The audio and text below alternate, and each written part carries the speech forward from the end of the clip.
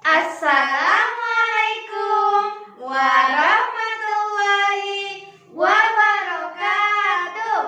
Ya, selamat pagi anak Umi. Apa kabarnya hari ini? Semoga anak Umi sehat selalu. Iya, kira-kira hari ini hari apa ya Umi? Hari apa ya? Ada yang ingat gak?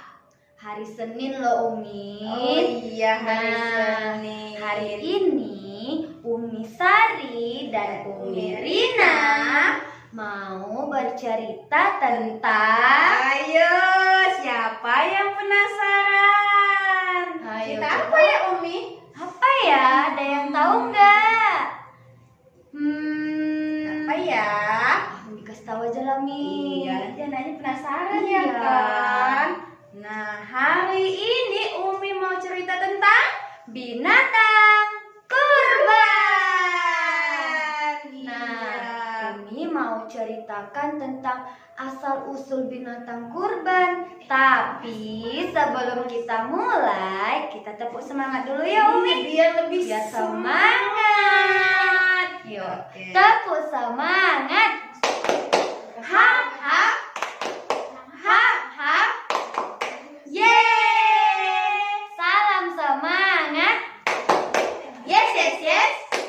Allahu Akbar. Semangat. Yes, Semangat. Allahu Akbar. Iya, udah semangat anak Umi. Umi udah semangat? Udahlah, udah semangat. Oh, Tapi Umi iya. mau tepuk anak soleh. Oh, ya udah boleh lah Umi tepuk anak soleh. Ya, biar lebih semangat lagi ya kan Iya, anak Umi. oke. Ya, kita mau tepuk anak soleh dulu.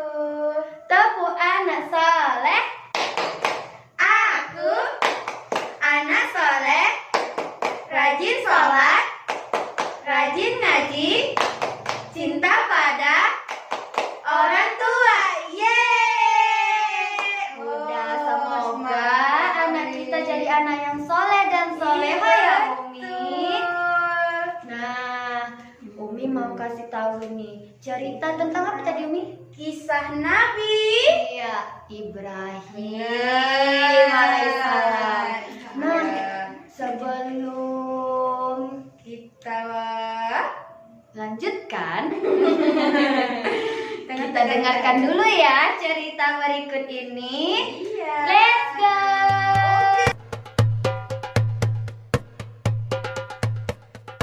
Nabi Ibrahim mempunyai dua istri. Istri pertama bernama Sarah dan istri kedua bernama Hajar. Sarah melahirkan seorang anak laki-laki yang dinamakan Ishak dan Hajar melahirkan anak laki-laki juga yang bernama Ismail. Sarah merasa kurang senang hidup bersama Hajar. Berkali-kali ia meminta kepada suaminya agar Hajar dan anaknya dipindahkan ke tempat lain. Akan tetapi, Nabi Ibrahim tidak segera menurutinya. Barulah setelah menerima perintah dari Allah, Nabi Ibrahim mengajak Hajar dan Ismail pindah ke Mekah. Ismail yang masih menyusu pada waktu itu terpaksa harus mengikuti kedua orang tuanya menempuh perjalanan yang begitu jauh dan melelahkan. Hajar dan Ismail ditempatkan di daerah padang pasir yang tandus, sunyi, dan terik matahari yang menyengat kulit. Tak ada seorang pun di sana kecuali mereka berdua. Setelah beberapa tahun Nabi Ibrahim alaihissalam meninggalkan anak dan istrinya itu, ia pun merasa rindu. Beberapa kali ia mengirim utusan untuk melihat keadaan anak dan istrinya itu. Dan ketika utusannya mengatakan bahwa anak dan istrinya dalam keadaan yang baik-baik saja, Nabi Ibrahim pun merasa lega. Ternyata kehidupan istri dan anaknya itu diberi serba kecukupan oleh Allah Subhanahu wa Ta'ala.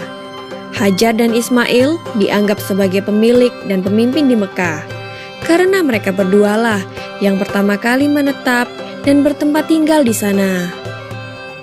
Demikianlah Nabi Ibrahim tidak dapat menahan kerinduannya. Ia pun berangkat ke Mekah dan bertemu dengan Hajar dan Ismail di padang Arafah.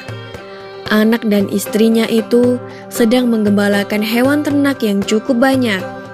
Dalam perjalanan pulang ke Mekah, setelah menggembalakan ternak, mereka beristirahat di Musdalifah karena kelelahan dan akhirnya tertidur.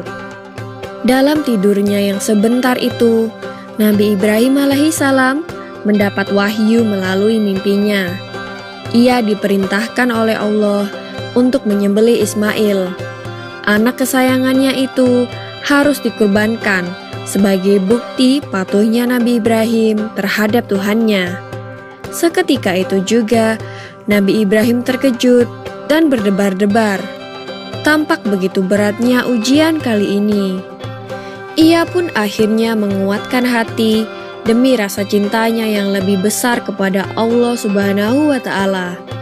Ia juga pada akhirnya memberitahukan mimpi itu kepada Ismail. "Wahai anakku Ismail, dalam mimpi aku diperintahkan oleh Allah untuk menyerahkanmu sebagai kurban, dan aku harus menyembelihmu. Bagaimana pendapatmu, wahai anakku?" Kata Nabi Ibrahim. Ismail pun menjawab, "Wahai ayah, sekiranya itu perintah Allah, maka laksanakanlah apa yang telah diperintahkannya kepadamu. Aku akan tetap sabar dan ikhlas menerima cobaan ini." Dikisahkan iblis berusaha merintangi perintah Allah kepada Nabi Ibrahim. Berkali-kali iblis membujuk Nabi Ibrahim agar tidak melaksanakan perintah itu. Namun Nabi Ibrahim tetap melaksanakan perintah Allah, dan godaan iblis yang begitu dahsyatnya tak akan mampu meruntuhkan ketaatan Nabi Ibrahim kepada Allah. Nabi Ibrahim membawa Ismail ke atas bukit. Di sana, Ismail mengenakan kain penutup mata, dan pedang tajam pun sudah dipersiapkan. Ketika pedang itu sudah berada di leher Ismail, tiba-tiba tubuh Ismail pun diganti dengan seekor kambing yang gemuk oleh malaikat Jibril. Dengan demikian, selamatlah Ismail dari penyembelihan. Allah Subhanahu wa Ta'ala berfirman kepada Nabi Ibrahim, "Hai Ibrahim, kau sudah melaksanakan perintahku dengan ikhlas. Sebagai gantinya, aku berikan binatang ternak untuk disembelih. Ini adalah cobaan besar bagimu." Peristiwa itu terjadi pada tanggal 10 Dzulhijjah di Mina, dan sampai sekarang dirayakan seluruh umat muslim sebagai hari raya Idul Adha. Dan umat Islam yang melaksanakan ibadah haji juga dapat melakukan kurban di Mina sebagai penghormatan atas Nabi Ibrahim alaihissalam. Demikian kisah Nabi Ibrahim alaihissalam. Semoga kisah ini dapat mempertebal iman kita kepada Allah Subhanahu wa Ta'ala. Amin ya robbal alamin. Nah, jadi sudah tahu kan asal-usulnya? Udah Umi. Nanti anak Umi jangan lupa lihat videonya. Oke? Ya, sampai sini dulu ya bersama Umi Sari dan Umi Rina. Ya, Assalamualaikum warahmatullahi